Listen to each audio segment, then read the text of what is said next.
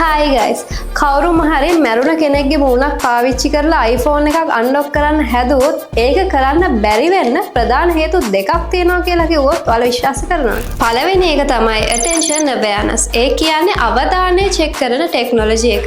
මේකෙන් phone එක unlock කරන්න කලින් බලනවා ඒක න අවදියෙන්ද screen එක දිහා ඌමනාවෙන්ද බලන්නේ කියලා. දෙවෙනි එක තමයි liveness detection කියන්නේ. ඒ කියන්නේ true depth camera එක පාවිච්චි කරලා ඒ කෙනාගේ ජීවභාවය පරීක්ෂා කරනවා. පරීක්ෂා කරලා IR කිරණ වලින් මූණේ 3D map එකක් හදා ගන්නවා.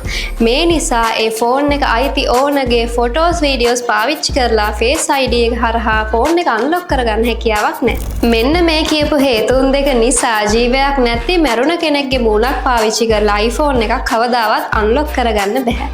ඉතින් මම හිතනවා අද වීඩියෝ එකත් ඔයාලට ගොඩාක් යූස්ෆුල් වෙන්න ඇති කියලා. ඉතින් මේ වගේ වීඩියෝස් දිගටම බලන්න ටෙක් ගර්ල් මාත් එක්ක ෆලෝ අප් එකකින් අමතක කරන්නත් එපා. ඒ වගේම මේ වීඩියෝ එකට ලයික් එකක් දාලා අනිවාර්යෙන් යාළුවන්ටත් බලන්න ෂෙයා කරන්න.